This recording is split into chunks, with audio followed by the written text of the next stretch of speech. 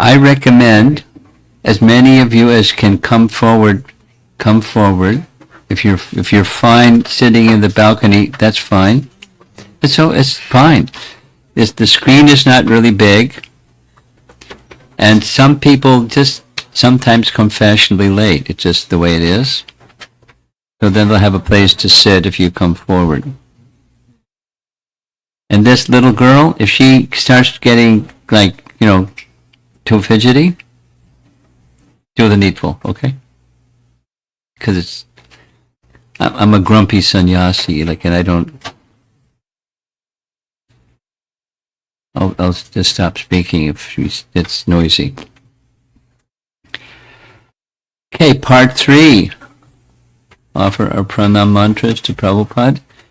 Nama Om Vishnupadaya Krishna Prestaya Bhutale Srimate Bhaktivedanta Swamin Iti Namine Namaste Saraswate Deve Gauravani Pracharine Nirvishesha Sunyavadi Paschatya Desatarine Jaya Sri Krishna Chaitanya Prabhu Nityananda Shri Advaita Gadadhar Shivasadi Gaura Bhakta Vrinda Hare Krishna Krishna Krishna Hare Hare Hare Rama Rama Rama Hare Hare. So that was a nice start. Everyone's wide awake, ready for hearing part 3. I have a nice surprise. There's 2 nice verses by Sanatana Goswami from his Krishna Lila Stava. We heard the other day the number of books that he wrote. This is one of them. It's just a collection of stavas or prayers related to Krishna Lila. So, would you like to sing this? Yeah. Can you see it?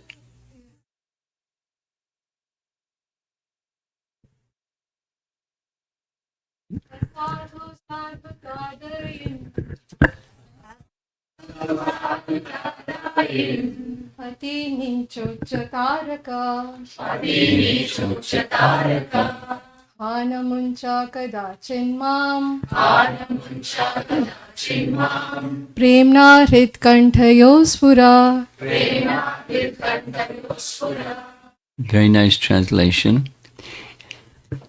Oh, Srimad Bhagavatam.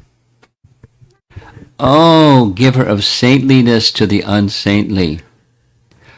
Oh, uplifter of the very fallen. Please, do not ever leave me.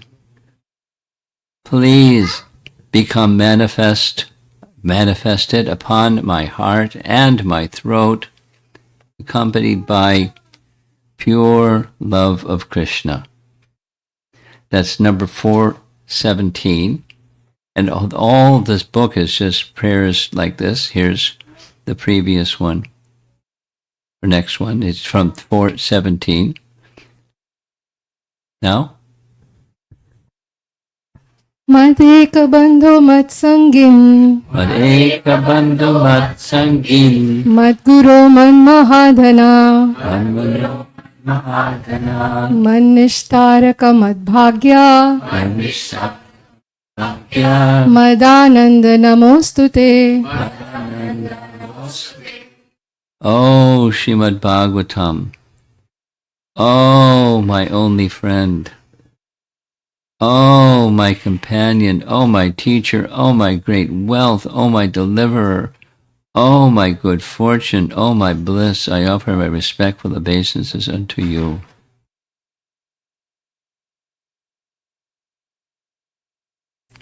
I'll just remind you of something we heard the other day. I liked very much.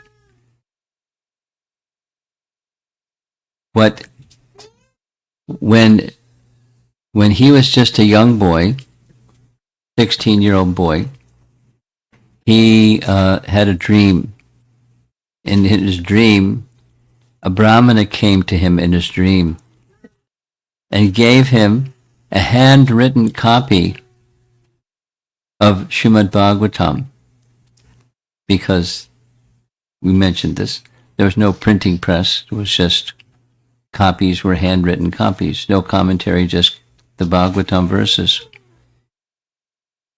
And when he woke up, he was astonished what happened in his dream. And even more astonishing was the next morning, after he finished his morning duties, that very same Brahmana came to him and gave him the Srimad Bhagavatam. So from 16 years of age, he understood there was a clear message. He dedicated himself to the study of Srimad Bhagavatam. And he had a nice teacher. Vidya Vachaspati, we heard this. So he learned Srimad Bhagavatam from a very learned Brahmana from his youth. And his whole life was dedicated in the same way. So he was a Srimad Bhagavatam lover. Now, some of the rest of us, or most of the rest of us, encountered Srimad Bhagavatam a little bit later in our life, after we were 16. But, there's some persons in the room that when they were very young, even before 16, they at least had Srimad Bhagavatam, but my teacher, my great wealth, my deliverer, my good fortune, my companion, my only friend.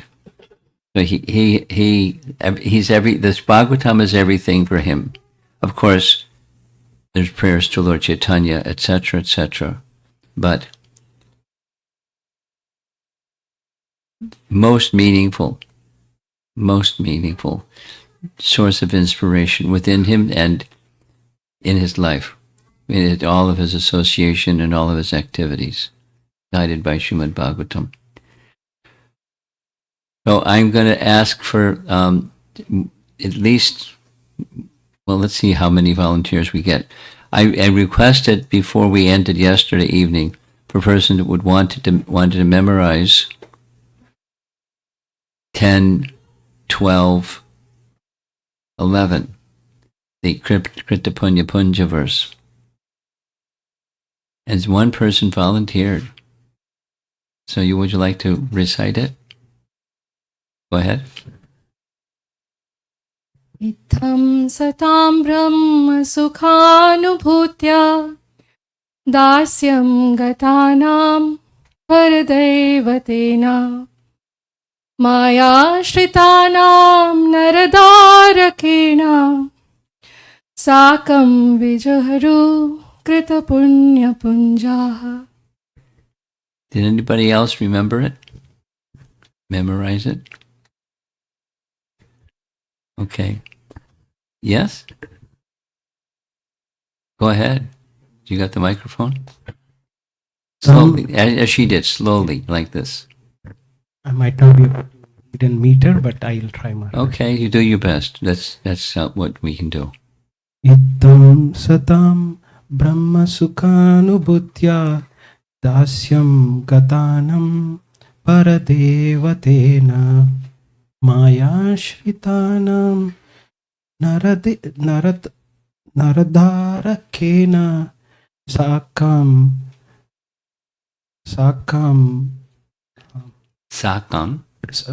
sakam vrijihru krita punya punja. Let's say it together.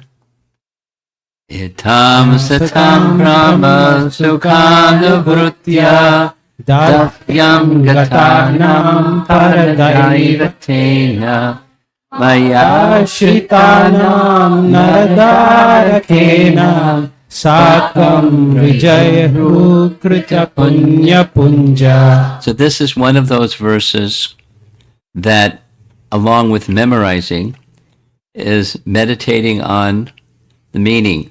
And one of the inspirations, for me at least, one of the inspirations is in relation to Shukadeva Goswami himself. As you know from the first canto, Srimad Bhagavatam, Vyasadeva had many students, but he wanted a student that could appreciate the mood along with the message of Srimad Bhagavatam. And he looked to his son because he understood his qualification. Not only he was fixed in Brahman realization, but he was able to taste the sweetness, the rasa of Srimad Bhagavatam. He was a prema bhakta. And there's references that he looked to Shukadeva Goswami, although he was his son, as his superior. And others who look at the Srimad Bhagavatam, Vyasadeva is the compiler, but Shukadeva Goswami is the speaker. So here he is describing the childhood pastimes of Krishna with the cowherd boys.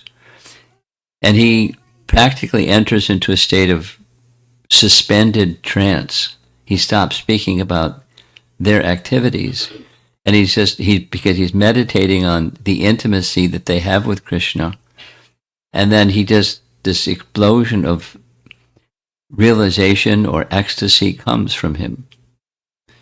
And while honoring and honoring and honoring, there's nothing like these cowherd boys. Now, it's not to say that his rasa is a cowherd boy. He has profound appreciation for the residents of Vrindavan.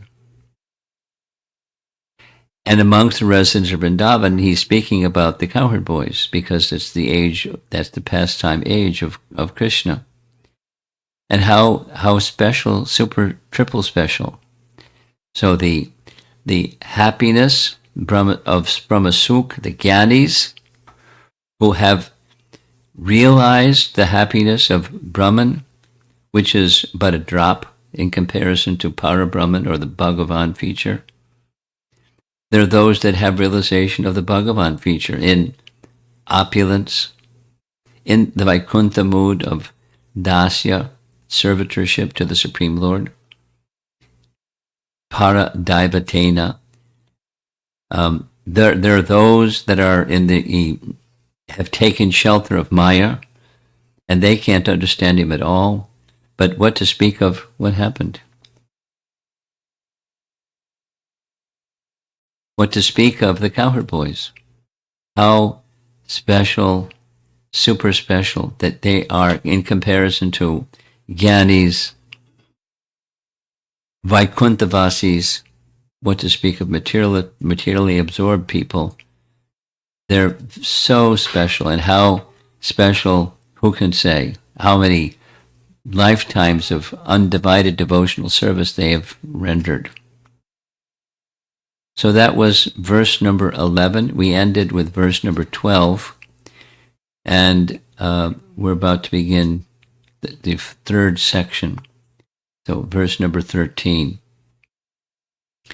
My dear King Parikshit, thereafter there appeared a great demon named Aghasura, whose death was being awaited even by the demigods. That's why the demigods showered flowers, because they knew he was a really bad guy.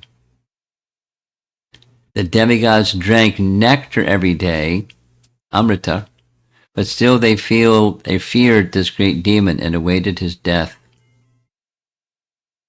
So the Amrita, they didn't have immortality.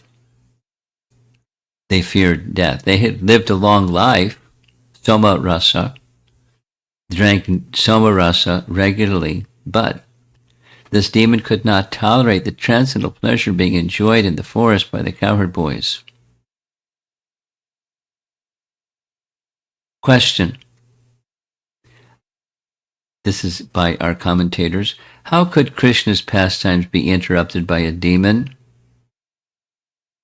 Vishwanath Chakrabarti Thakur explains, Leela Shakti of the Lord. Here's this Leela Shakti language again. Seeing that the bliss of the boys from playing was increasing and increasing at every moment, and it was not possible for them to stop playing. Leela Shakti, understanding all of this, seeing that without stopping playing, they could not eat. and that eating time had already passed. Also, seeing that it was necessary to kill the demon, Krishna's Leela Shakti brought the Aghasura demon towards the boys, inspiring him through Paramatma. There's just teamwork.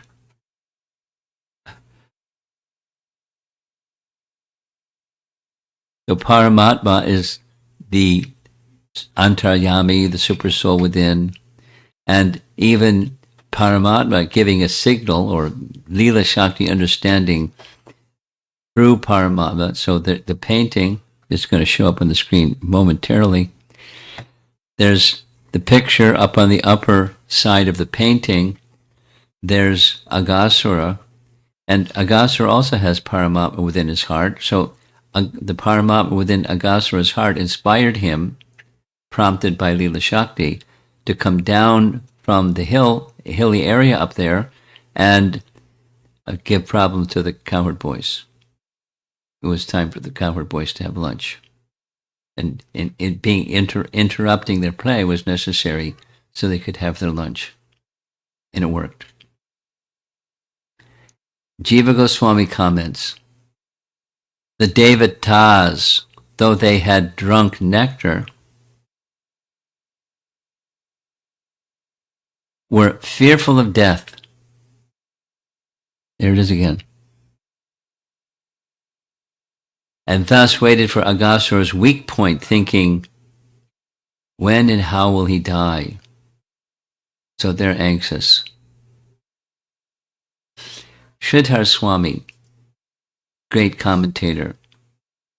The meaning can be, even though the Devatas were fully absorbed in liberation, Amrita, they waited his death. They wanted to live long in order to see Krishna's pastimes. And he goes on, further commentary. They were without death because of accepting bodies for pastimes, or their subtle and gross bodies were without destruction.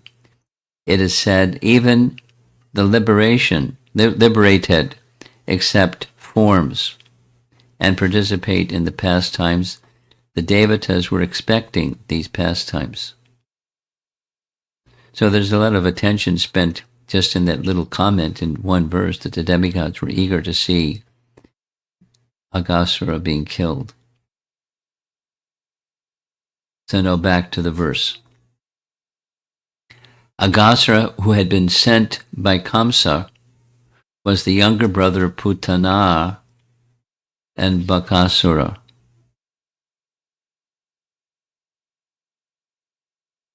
You want to change something?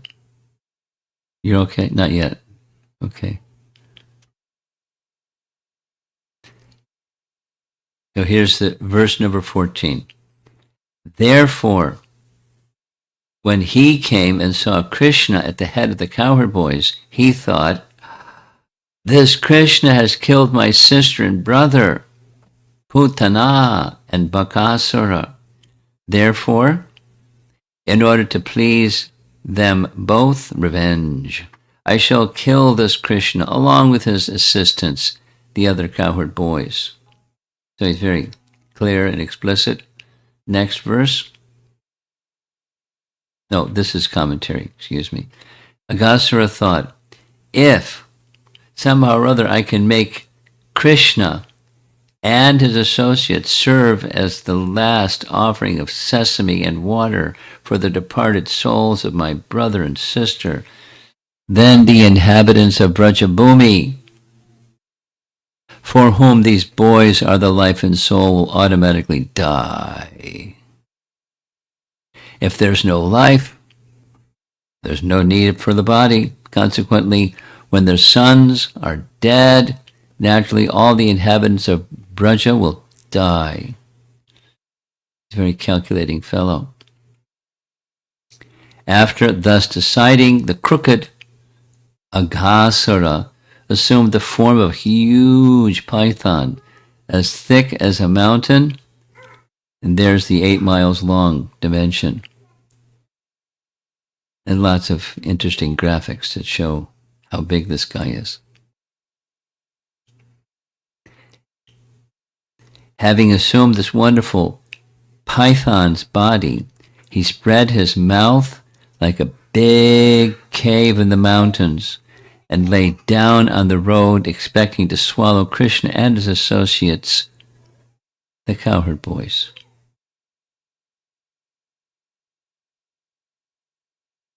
Resolving thus, at that moment he spread himself out without moving, since he was a cheating killer who could easily swallow them all by tricky means. He would swallow them all once, since he was a python, at once. Or he was cruel with the proclivity for eating such boys. Big mouth. His lower lip rested on the surface of the earth, and his upper lip was touching the clouds in the sky. If you have a body that's 8 miles long, it makes sense. 8 miles long. The borders of his mouth resembled the sides of a big cave in a mountain, and the middle of his mouth was as dark as possible.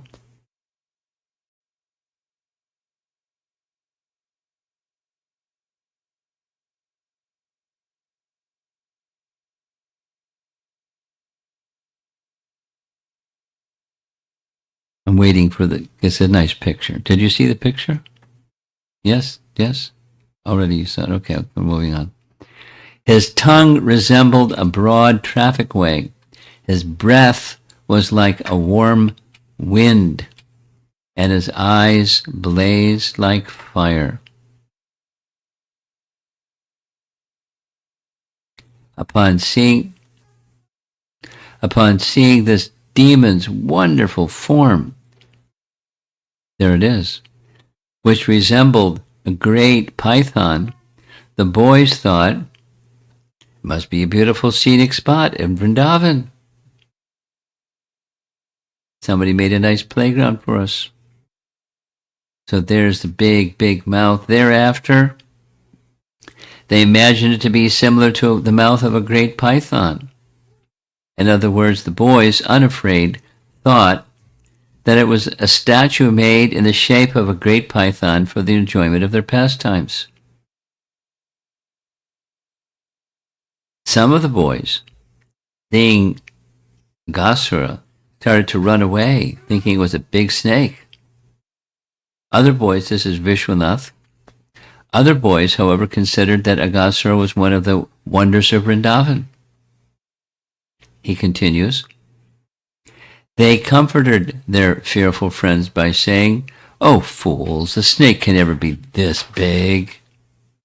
If it's something created by the Lord out of clay, so that we can appreciate the splendor of Vrindavan even more.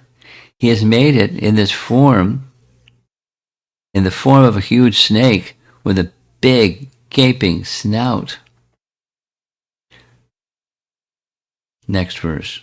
Dear friends, is this creature dead? Or is it actually a living python with its mouth spread wide open just to swallow us all? Kindly clear up this doubt. Next verse. Thereafter they decided, dear friends, this is certainly an animal sitting here to swallow us all. Its upper lip resembles a cloud, reddened by the sunshine, and its lower lip resembles the reddish shadows of a cloud. On the left and right, the two depressions resembling mountain caves are the corners of its mouth, and the high mountain peaks are its teeth. In length and breadth, the animal's tongue resembles a broad traffic way, and the inside of its mouth is very, very dark, like a cave in a mountain. Sanatana Goswami comments, in Vrindavan, because of unlimited cows wandering about, it appeared that there was a wide road naturally everywhere. Next verse. The hot, fiery wind is the breath coming out of its mouth, which is giving off a bad smell of burning flesh because of all the dead bodies he has eaten.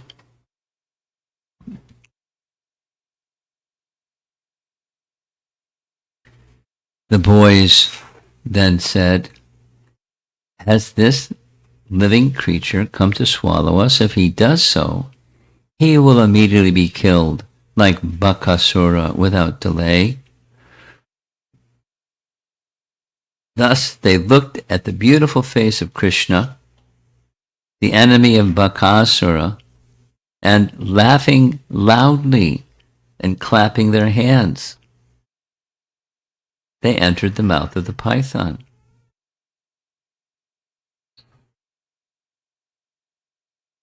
The B.G. Sharma classic painting. Its style is very noticeable. Together this is Vishwanath. Together they spoke with a little fear. This thing, if this is really a snake, and we enter his mouth, will he swallow us up? Someone then answered to calm them down. If it is so, then in an instant he will be killed, as Baka was killed by Krishna. Saying such words, they smiled while looking at Krishna, who is standing some distance away. Quote, Krishna is within our glance, so what have we to worry? Then they entered the mouth, out of boyish curiosity. And there they go again.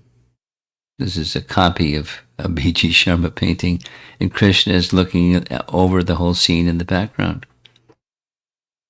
Jiva Goswami writes, or they looked at Krishna's face and laughed loudly to show that what they had said was a joke, implying to Krishna, you should be careful here. And so there was a question. Now there's further explanation by Vishwanath, but he's a cheating killer. And here's Bhakti Siddhantas. He has a lot to say about this. Aghasura epitomizes cruelty and violence. It is possible for love to suffer gradual decay by the absence of kindness for all animate beings. This must be so, inasmuch as kindness can never be a different principle from love, from Krishna. There's no substantive difference between love for Krishna and kindness to individual souls. Very nice. And it's so abrasive, at least for me, it's so abrasive. Just doesn't matter.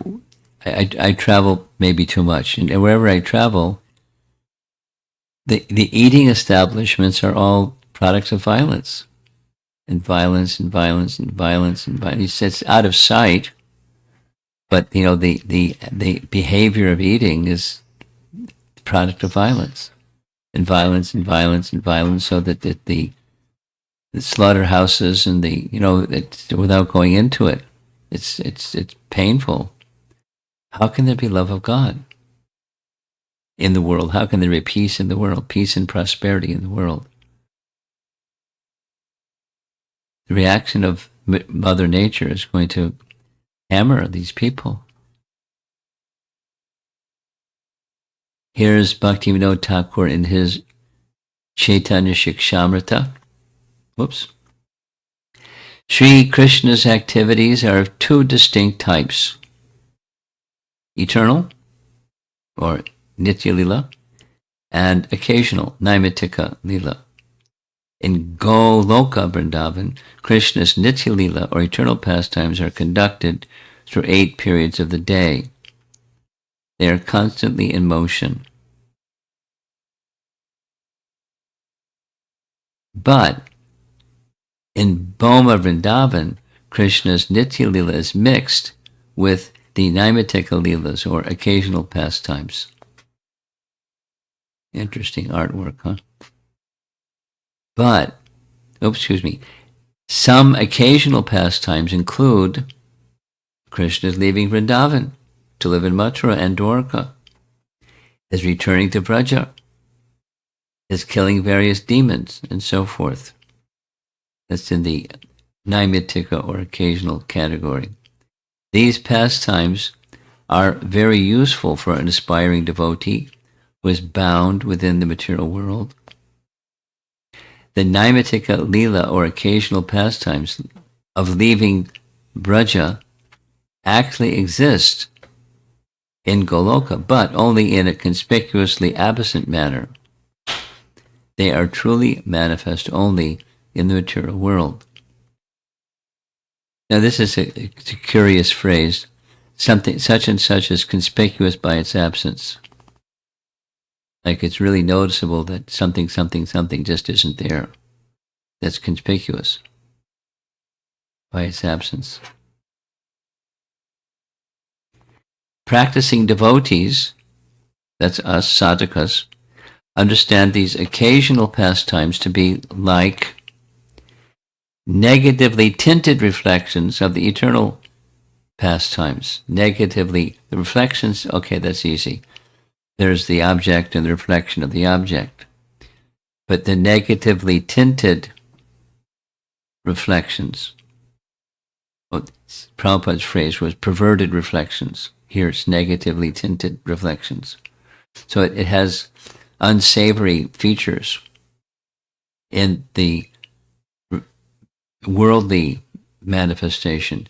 Killing of the demon Aghasura symbolizes removing the sinful activities of violence toward living entities or torturing others due to hatred. Sincere devotees hope that by the influence of understanding the purpose of Krishna's performance of different occasional pastimes, their own various anarthas, or unwanted material contaminations, will be destroyed. That is to say, just by hearing the pastimes, at whatever stage of realization in Krishna consciousness we may be, the propensity, the negatively tinted propensity to do detriment to other living entities is taken away. That is to say, the love of God is awakened, and then the negative tendency towards other living entities is removed.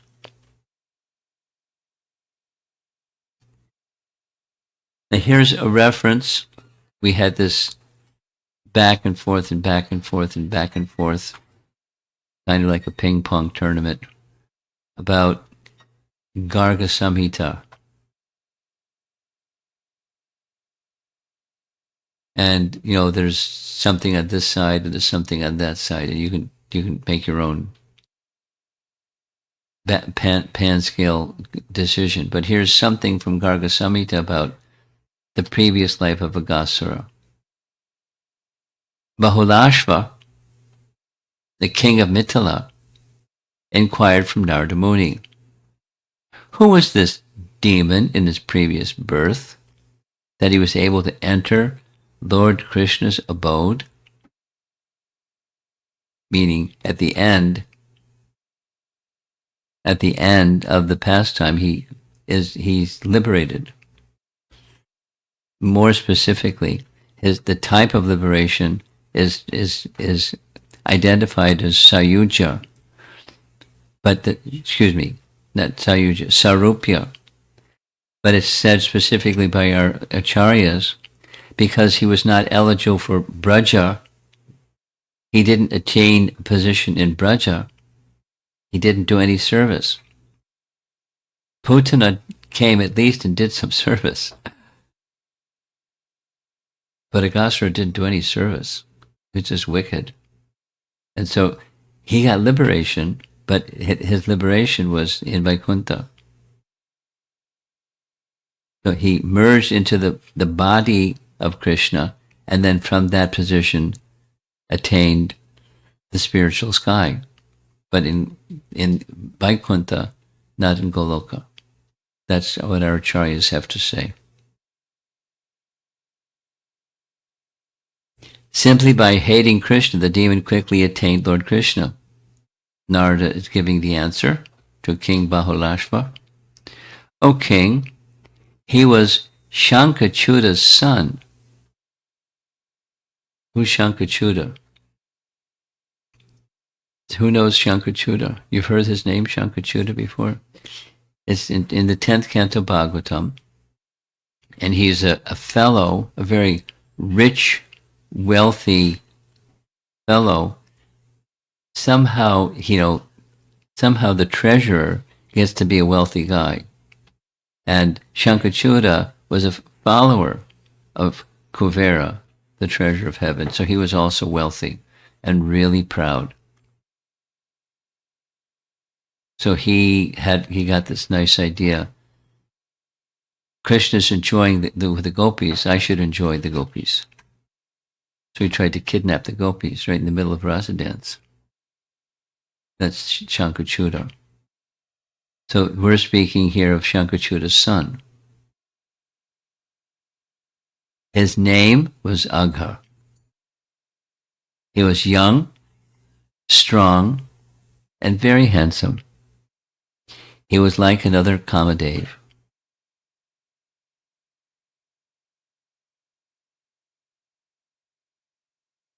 We'll just pretend that it's working. There's a nice painting of, there it is. Oh, there it goes. Ashtavakra. Ashta means 8. And what are you going to do? Okay, fine. It's fine with me. Ashta means 8. And Vakra means he was bent. He was bent in 8 places. He was a Brahmana who had a disfigured body. When he saw, this is Agha, who was the son of Shankachuda, when he saw Ashtavakra walking in by the side of the Malaya hills, Agha laughed at him. Who is this ugly person? Then the sage cursed the demon. Oh, wicked-hearted one, you'll become a snake. You'll become the ugliest snake in the circle of the earth. Agha had a little humility lesson. Seeing that the demon, his pride and arrogance now gone, had fallen at his feet, the sage became pleased and gave him a benediction. Ashtavakra said, Sri Krishna, who is more handsome than many millions of Kamadevs, will enter your stomach. Then you'll be freed from having a snake's form.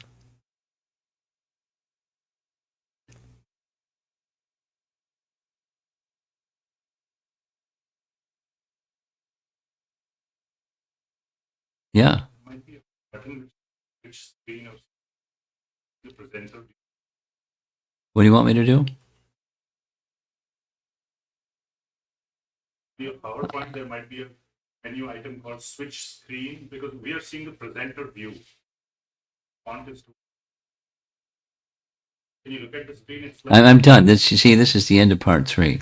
It's presentation over.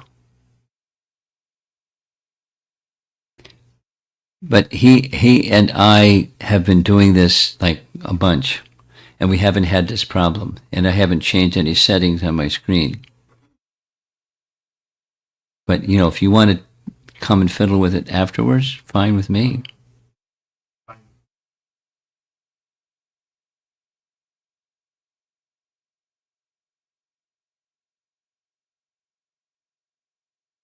The thing's it's got an illness. We'll see if we can fix the illness before tomorrow night.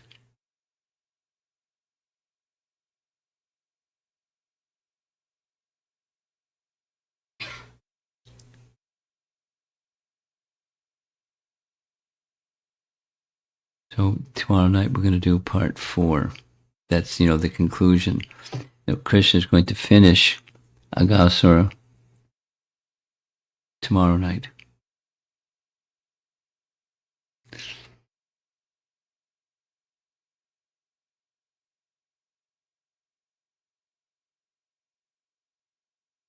It's a nice meditation. I mean, many nice things in this nice meditation. Let's go back to the Krita Punya Punja verse. Shukadeva Goswami, the narrator, because he's being asked by Maharaj Parikshit different questions. So he's responsive to Maharaj Parikshit. Shukadeva Goswami knows the circumstance.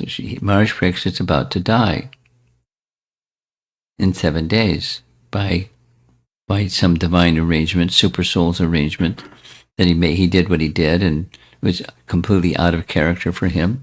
So he's cursed to die. He's going to die. And he wants to know what to do when you know that you're going to die. What's your duty?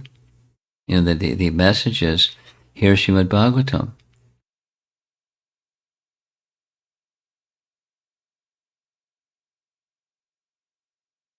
Hear Srimad Bhagavatam and send your computer signal through this technology effort, and that's what you do when you're about to die.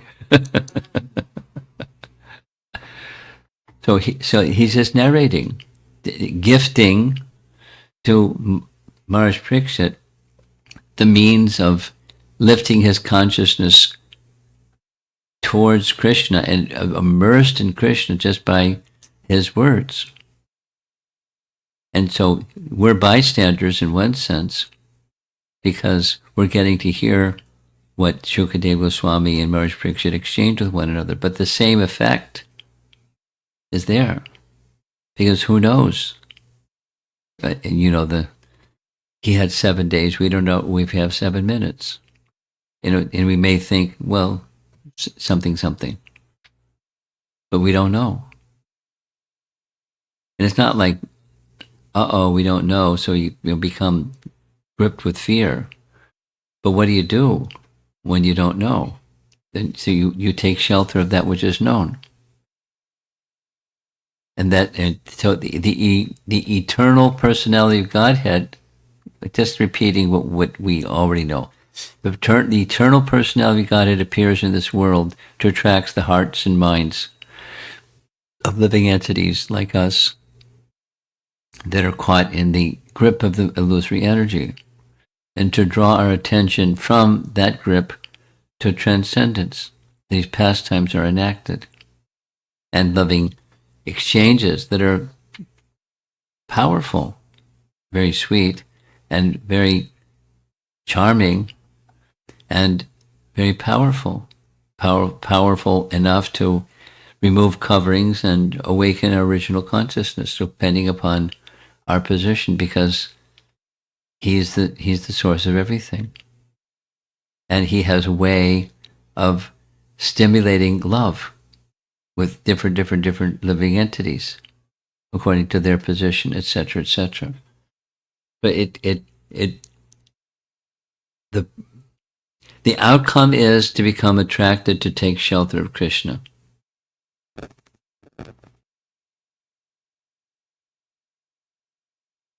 And why? Let me count the ways. The knowing the object of love inspires love. So we're hearing this feature, that feature, the other feature of the object of love, and he's most clearly lovable. And I can share this little bit with you, and then I'm going to end. Because I have become quite familiar with this topic. Sometimes in dreams, I'm dreaming of the topic.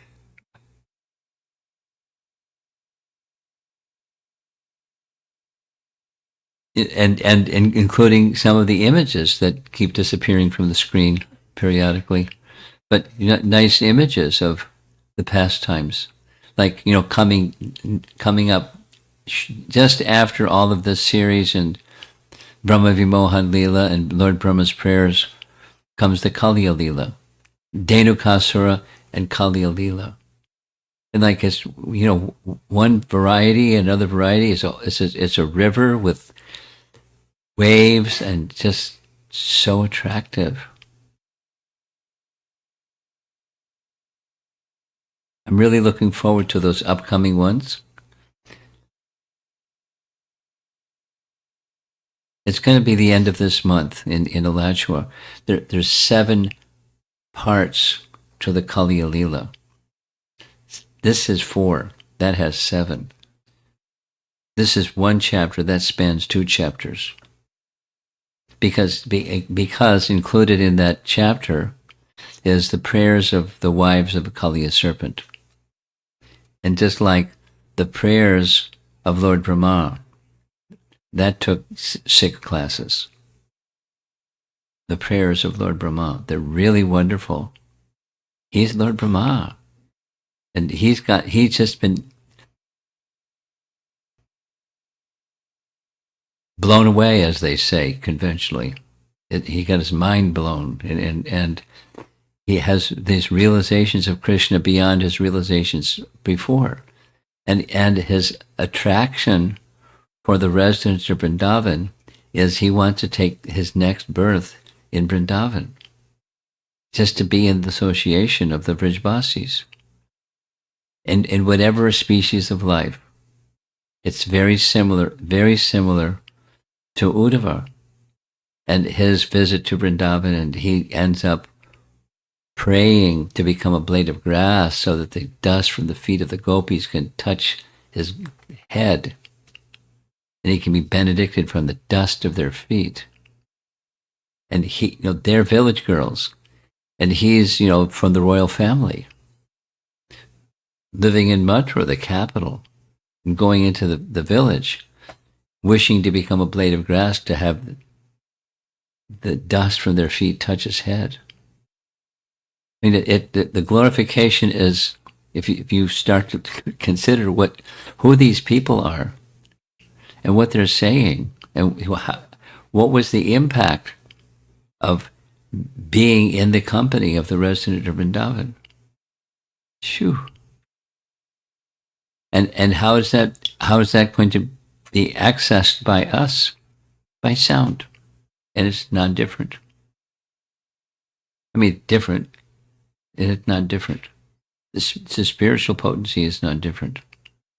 And may we become eligible to experience these wonderful pastimes directly as these personalities are experiencing. And there's a method of how to get there. It's just what we're doing. As simple as that. Okay, part 4 tomorrow night. Stay tuned. We'll see if we can fix the technology problem. Maybe that hardware piece? Anyway, you'll figure it out. You figure it out. Any comments or questions?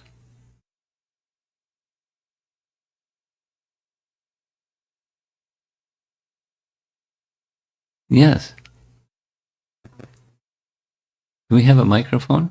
We have a microphone. Look at this.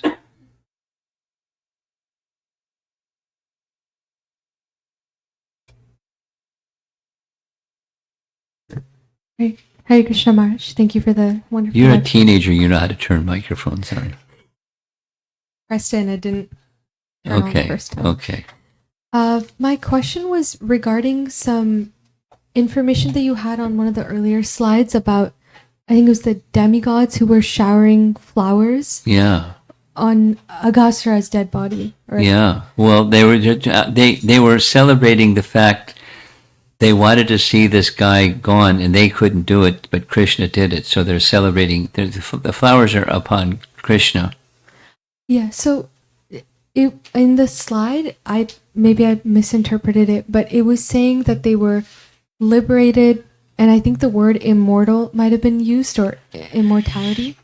Yeah, it's because here's how it goes. in the heavenly realm, they drink amrita.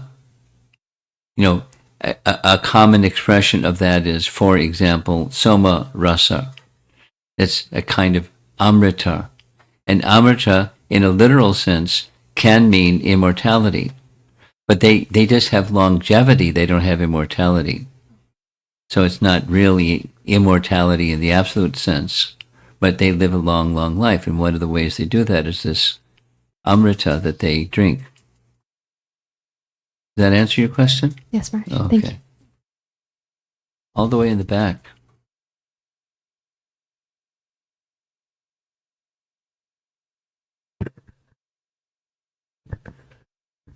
Hare Krishna Maharaj.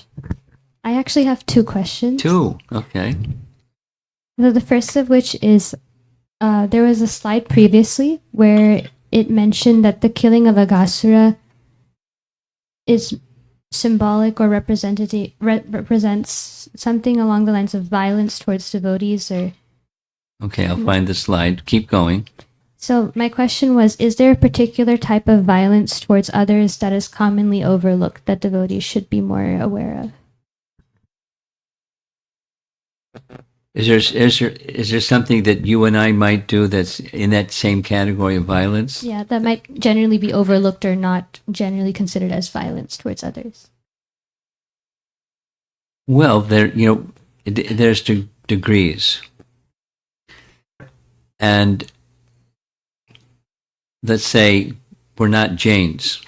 Jains wear masks because when you breathe, the microorganisms go in, and so they've got a mask to keep microorganisms from going in because they're absolute not, they're try for absolute nonviolence.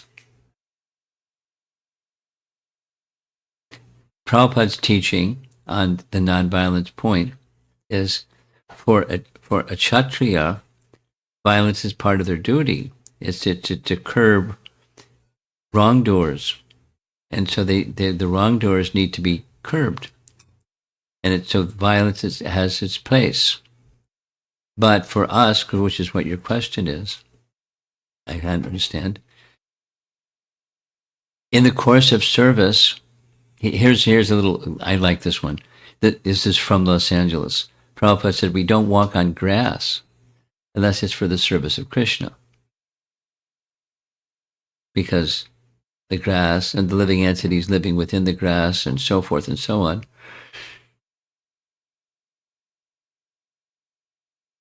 in service to Krishna, if it's provided as service to Krishna, then it's something is justified.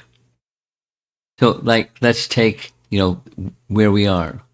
There's communities of lots of homes, and this one and all over the place. And what was it before? It was forest, and they had to clear the forest. What did they do? Chop down the trees. They leave some trees because it's nice decoration, but so if that's violence. And what about a devotee? Is it okay to build a house, and to build the house, there's some trees have to be removed? Yes, but the principle for us to live by is service to Krishna at the center or not.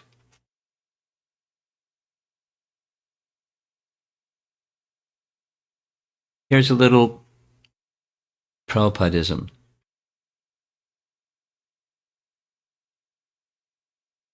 I was told by the devotees that served closely with Srila Prabhupada that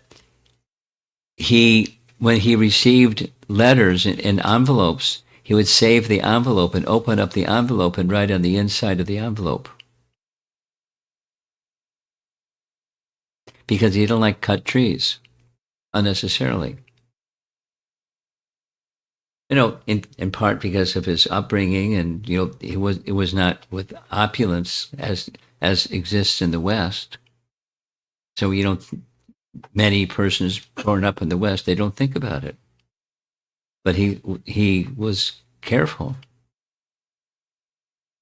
I'm going to say a little pet peeve. A little pet peeve is how in America we use paper towels, not cloth, because cloth dries, but use paper towels and then toss them away. And then it's unnecessary. I mean, it's minor, but it's a kind of leading into violence, because where does the paper come from? Chop down the trees. And it's like an industry. Chop down the trees and treat it and make paper and make paper towels, and people chuck them without thinking about it. Sometimes, when I distribute Mahaprasadam, I go to wash my hand in the kitchen, and there's like 5 paper towels. I don't like to take paper towels. I've got a big napkin. Or, often there's a cloth in the kitchen, and you'd rather use the cloth in the kitchen because it'll dry. It's just little things, do we do, back to your question, do we do things that's acts of violence that we're not necessarily paying attention to? Definitely the lifestyle is a lifestyle of violence. Unnecessary. In service to Krishna, okay. And then even in service to Krishna is what's necessary. It doesn't have to be obsessive, but conscious of respect, of life, of others. Then there's so many other harsh speech.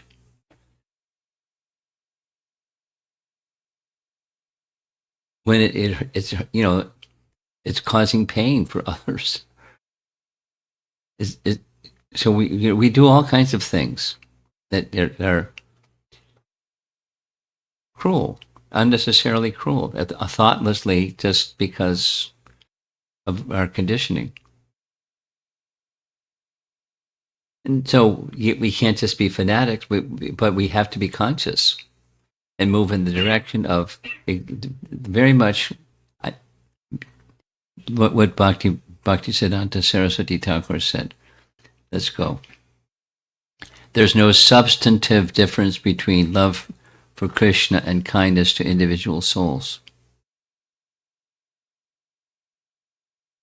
Here's an application. I'm going off, but you're asking a nice question, and I'm sensitive to it. There is a devotee whose name is Sri Radhika, and her good husband Jamuna Jivana have been. She just came back from a 9-part seminar in Toronto on nonviolent communication, NVC. You've heard. Came back from a 9-part seminar in Toronto on nonviolent communication, NVC. You've heard that acronym before? Because you're wrote from Arizona or to school, nonviolent communication, and developed a school, like education, and people came to attend a school, and how to speak in such a way you speak the truth. It's Bhagavad Gita nonviolence, because that's the question. Speak the truth palatably, and don't speak otherwise. Around 1715 Bhagavad Gita. So he developed a school, and Veer Krishna Maharaj liked the message because he understood it's a necessary violence that devotees indulge in or are conditioned by. So he took the course and then Krishnaized it. And then we invited him to come to Gita Nagari for 2 sessions, like 3 days sessions on empathic communication. Sri Radhika really liked it. Now she and her husband are teaching it all over the country, and in some places in Europe, because it's a type of violence that's unnecessary.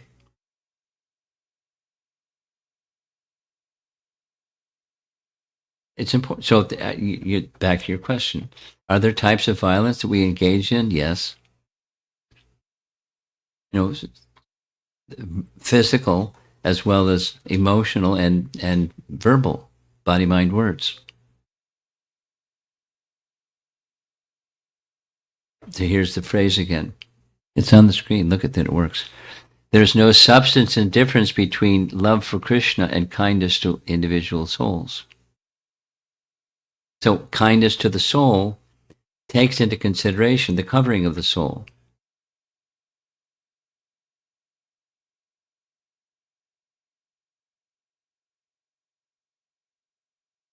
It's gross and subtle.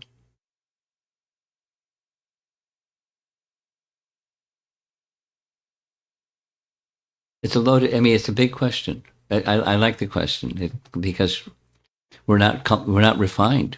We just mindlessly do stuff because that's what you do. You do stuff, and thinking about it without being obsessive, just being conscious, Krishna conscious. There's so many things.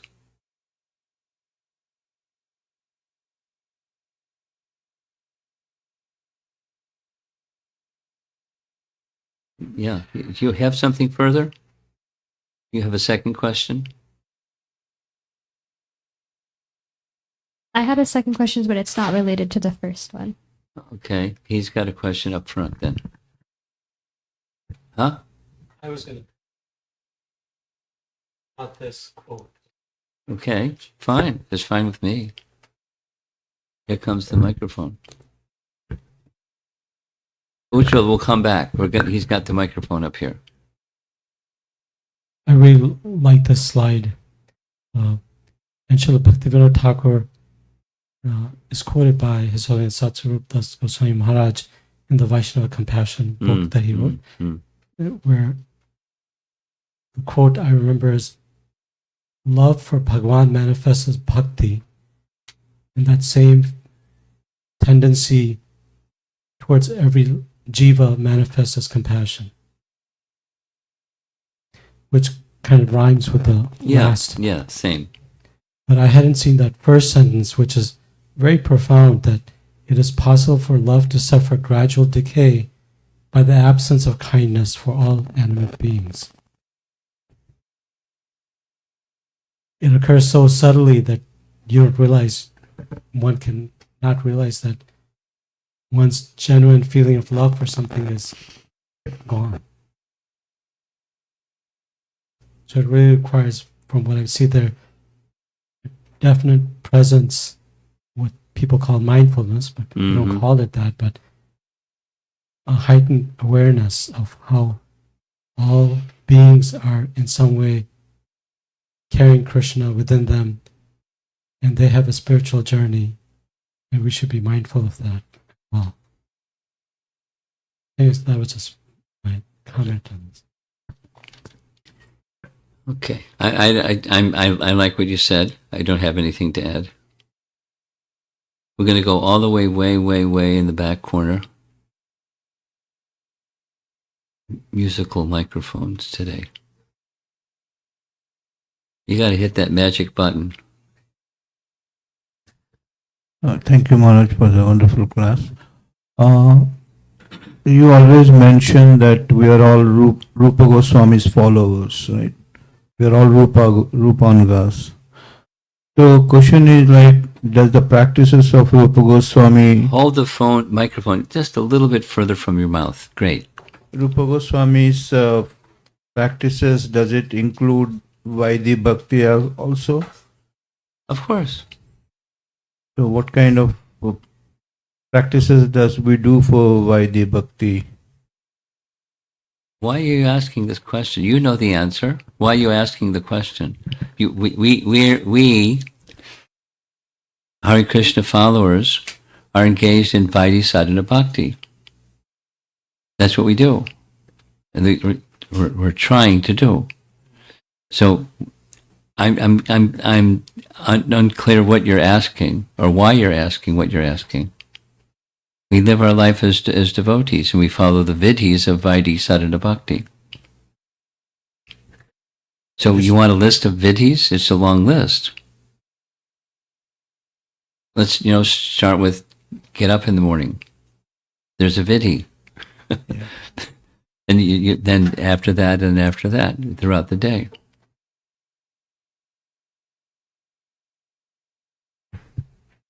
So could you want to restate your question so that I can... Yeah, I think I got.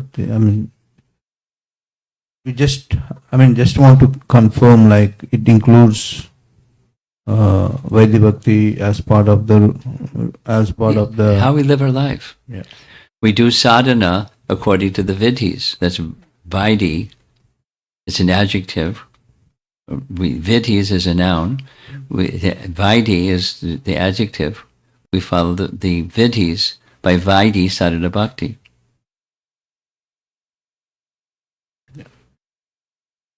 Thank you. Okay. Uh-huh.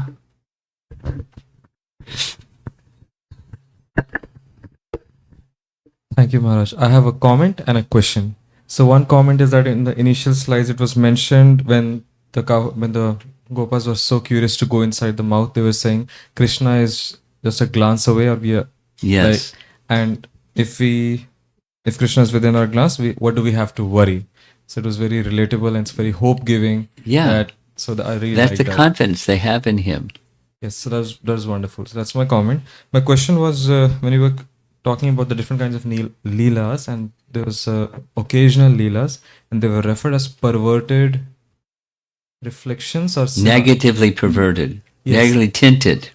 Yes, that has a negative connotation to it, and it's the first time I'm hearing a leela connected like that. Okay, I got it. It's not material activities, it's lila. Negatively tinted lila? That's your question.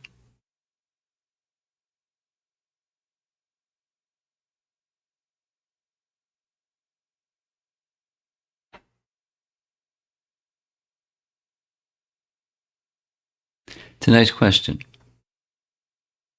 Because I spoke about it not in terms of a lila being negatively tinted, but the material world is a reflection. It's had a perverted reflection. That's the language I used. It's negatively tinted, but it's not negatively tinted material activities. It's lila. I'll go back and read that section and report it tomorrow night. I've got a homework assignment. Nice catch. Nice catch. Yes? So I, like many others, have really appreciated this specific Bhakti Bhaktisiddhanta Saraswati Thakur commentary. Especially, I have a question on that last part as well. There's no substantive difference between love for Krishna and kindness to individual souls. And historically, growing up, I just remember hearing that typically kindness to individual souls is expressed by us as reminding ourselves and other jivas of our relationship, our constitutional relationship that we have to each other and then also to Lord Krishna. But just thinking about and reflecting on my work and some of the things that I do every day, I may not be in a position to offer that kind of direct kindness, so to speak, or share that intimate relationship that we all have with Krishna. And so I was wondering if you could further define and elaborate on the scope of kindness in context to this phrase. Okay. You keep it simple. I like keeping things simple. It's inside. And if it's inside, it comes out. The way that you regard other people as opposed to, means to achieve something you want to achieve that's me-centered. But aside from the particular profession that one is in, if the consciousness that you're carrying is this, then it's going to come out in how you do what you do. So you didn't phrase your question in terms of the particular occupation that you do every day, and it's quite okay because it's not really germane to everybody in the room. But the principle I'm responding is, if it's inside, it comes out.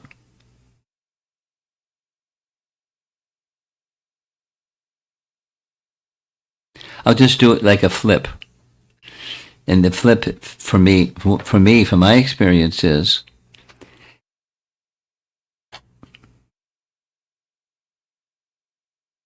I travel a lot, and that's one of the ways that people get an impression of a Hare Krishna guide or the Hare Krishna movement from my speech and conduct and behavior.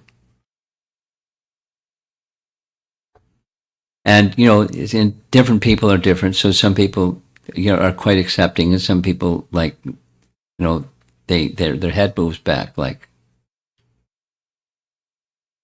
this guy's a freak or something. That's like, they feel uncomfortable. So, and so it's not so much, if somebody drops a pen on the floor, help them pick up the pen that fell on the floor or something. It's just, it's a matter of, all kinds of interaction. I'll just share one. In the course of travel from Chicago to Portland, I had this little USB stick, and it fell on the floor of the airplane. So I was looking with my. Then the person behind me was also looking on the floor with his, and then I found it. So, there it is. So he saw it, what it looked like, and then it fell out again. And I spent about 20 minutes, and it turns out he was sitting on it. The guy right next to me, he didn't know it. I didn't know it, but he was sitting on it. The lady behind. So how I was interacting with the whole situation was remaining very calm. But I said, the fellow said, "What are you looking? You're looking for that thing again?" Yeah, I know what it looks like. I haven't seen it. So you must have a lot of important data on that little thing. I said, yeah. It's I don't know how I'm going to recover all that data on that little thing, that little USB. And then there were like 3 people besides myself looking for that little thing. And then when he stood up, we're getting off the plane, and he stood up to get his luggage from up top, there it was on his seat. And he held it up in a big smile. I punched him in the arm. Said, "You had it all along." So, I'm making this comment in terms of the response to your question. If there's a sense of feeling for others that don't know Krishna, they don't know Hare Krishna, they don't know, they're just busy doing what they do. But if some way that's inside me that can impact another person who I'm interacting with, or this case was like the lady behind was also on the floor looking for that little USB. So, and then when it was found, I showed her, here it is. I said, oh. So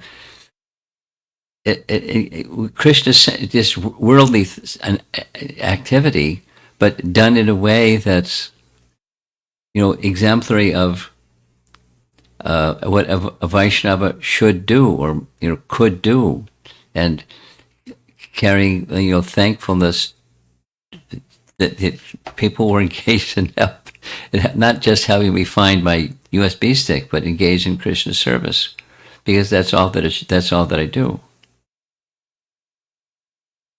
So that's a little. There's many other little type of examples, but when you're in the world, you're not a sannyasi traveling from one place to another place like I do. but you in an office or doing what you do, and you're carrying Krishna Bhakti, and that can impact in ways that it's maybe hard to measure, but if you're conscious of this is important, that I carry Krishna in my heart and I convey myself in ways that a Krishna devotee will convey themselves.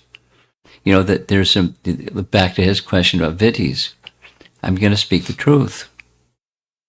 You know, and speak the truth palatably, and, you know, to do things that are what a Vaishnav would do. And if I'm asked to, you know, to do otherwise, you know, it's they're not going to ask me because I'm just not going to do stuff. Whatever that means, whatever the outcome of that is, because it's who I am. You just live your life that way.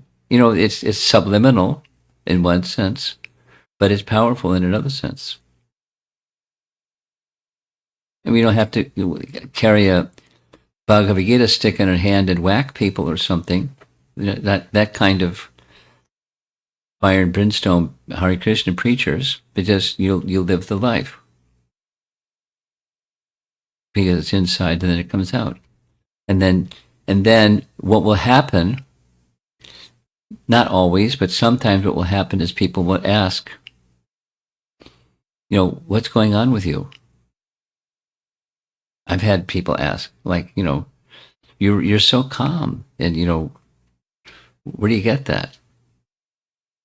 How do I get that? You know, et cetera, et cetera, et cetera. So when people ask such questions, then they're opening the door. Then you be careful, don't say too much. But, you know, you say what's inside. And you're a little perambulatory Bhagavad Gita person in the world. Showing by example, speaking by example, teaching by example, living by example. And that the population needs more such people. Let me be one of those people, according to your position, each of us. And it's powerful. The opposite is also, the demoniac nature is also very powerful and very popular and very common, and it proliferates. So goodness also proliferates, or transcendence proliferates.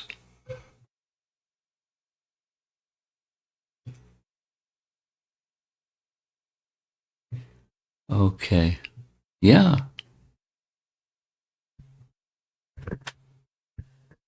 Hare Krishna Maharaj.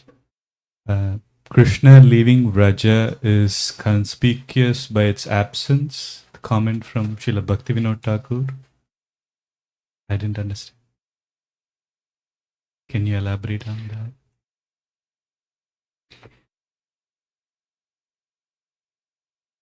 Is this from Bhaktisiddhanta's statements? Where are you reading from? In the Naimittika Leela This section. is Bhaktivinoda Thakur's stuff.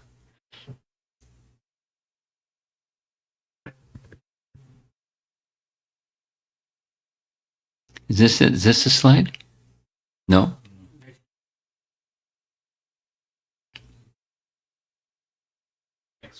Next, this is it?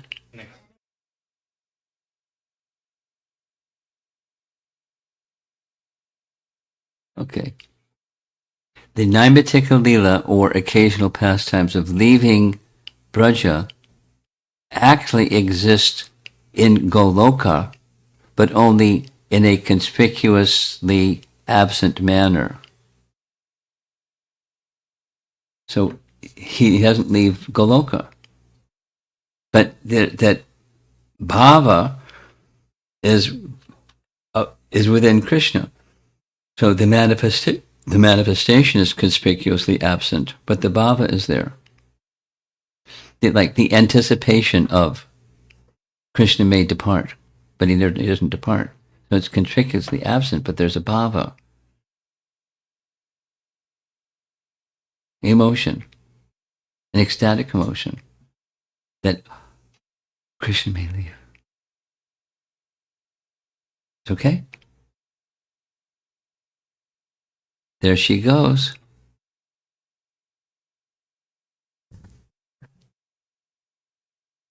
Krishna Maharaj, thank you for the wonderful class.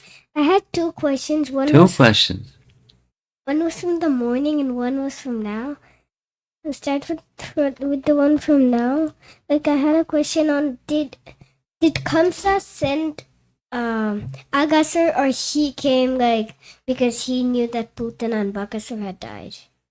You want to know, did Kamsa send Aghasura? Kamsa sent Aghasura.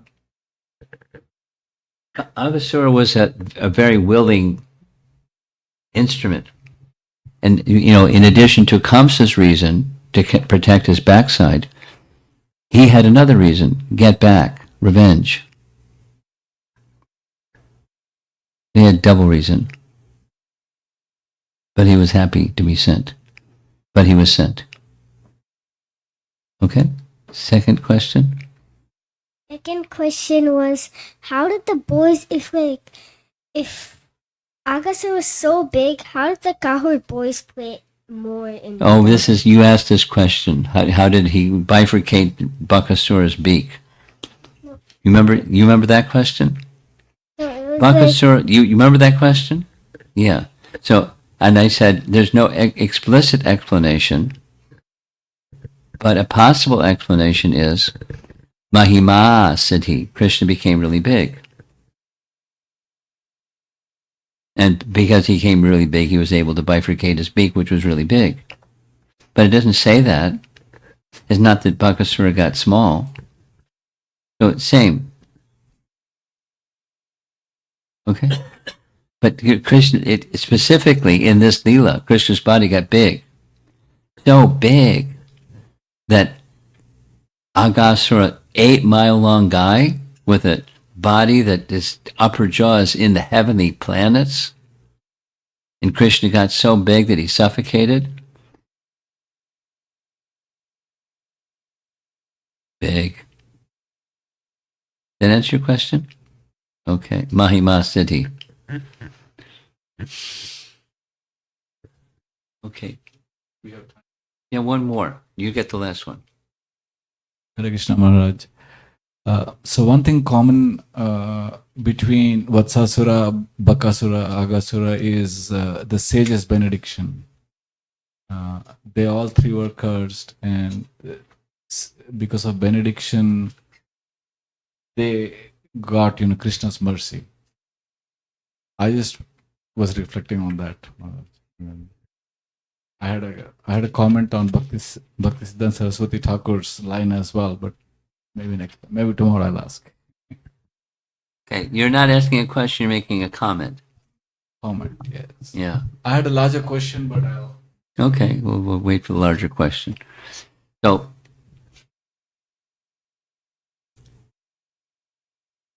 we're getting a benediction. We heard several times, just by hearing these pastimes, there's a benediction.